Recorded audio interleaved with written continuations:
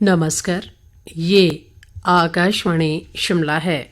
अब आप राजकुमारी चंदेल से प्रादेशिक समाचार सुनिए। शहरी विकास मंत्री सुरेश भारद्वाज ने कहा है कि विकसित राष्ट्र की परिकल्पना के लिए पर्याप्त ऊर्जा का स्रोत अत्यंत आवश्यक है। आज़ादी का अमृत महोत्सव के तहत शिमला के गेटी थिएटर में आयोजित जिला स्तरीय बिजली महोत्सव समारोह की अध्यक्षता करते हुए आज उन्होंने ये बात कही। सुरेश भारद्वाज ने बताया कि प्रदेश के हर जिले में बिजली महोत्सव कार्यक्रमों का आयोजन किया जा रहा है और प्रधानमंत्री नरेंद्र मोदी 30 जुलाई को बिजली के क्षेत्र के लाभार्थियों से संवाद करेंगे। उन्होंने कहा कि इस महोत्सव का राज्य स्तरीय कार्यक्रम मंडी जिले में आयोजित किया जाएगा। सुरेश भारद्वाज ने कहा कि प्रदेश सरकार द्वारा 125 यूनिट बिजली मुफ्त दी जा रही है और जरूरतमंदों को निःशुल्क बिजली मीटर प्रदान किए जा रहे हैं। उन्होंने कहा कि शिमला स्मार्ट सिटी मिशन के तहत शहर के सरकारी कार्यालयों व भवनों में सोलर पैनल स्थापित कर 40 लाख यूनिट बिजली उत्पादन किया जा रहा है। कार्यक्रम के दौरान विद्युत उपलब्धियों पर आधारित 7 लघु फिल्मों को भी दिखाया गया।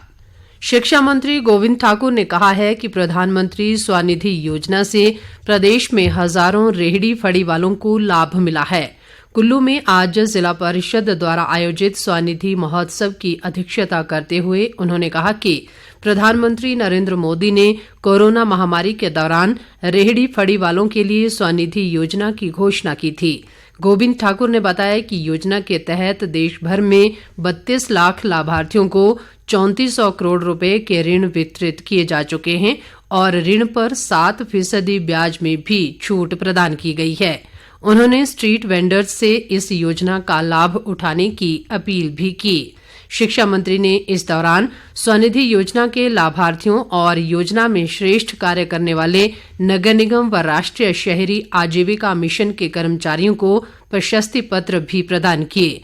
इस अवसर पर पूर्व सांसद महेश्वर सिंह ने कहा कि कुल्लू शहर में रेहड़ी फड़ी वालों के लिए एक सुनियोजित व्यवस्था किए जाने की आवश्यकता है। उन्होंने शहर को स्वच्छ व सुंदर बनाने के लिए सामूहिक प्रयासों पर बल दिया।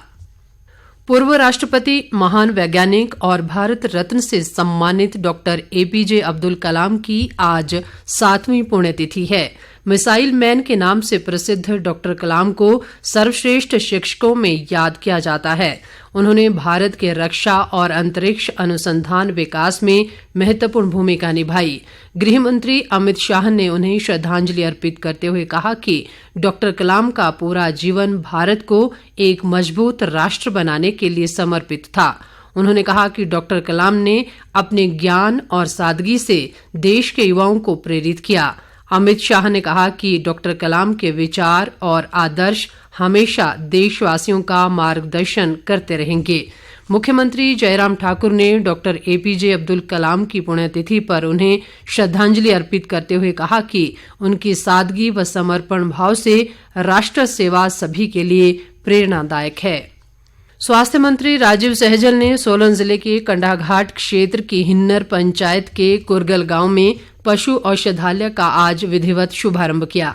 इस अवसर पर उन्होंने कहा कि राज्य सरकार ने अपने 4.5 वर्ष के कार्यकाल में विकास के नए आयाम स्थापित किए हैं और प्रदेश का एक समान विकास सुनिश्चित किया है।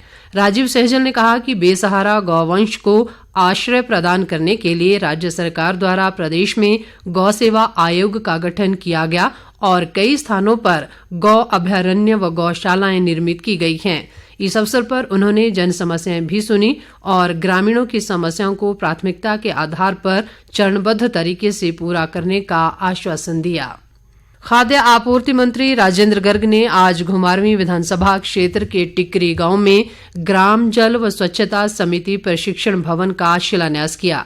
इस अवसर पर उन्होंने कहा कि जल जीवन मिशन के तहत इस तरह के भवन के निर्माण का प्रावधान किया गया है।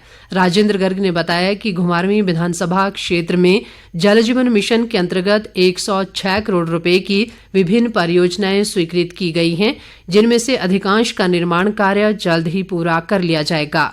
उन्होंने कहा कि प्रदेश सरकार ने पिछले 4.5 वर्षों के कार्यकाल के दौरान राज्य में अभूतपूर्व विकास कार्य किए हैं। इसके साथ ही ये समाचार बुलेटिन समाप्त हुआ। नमस्कार।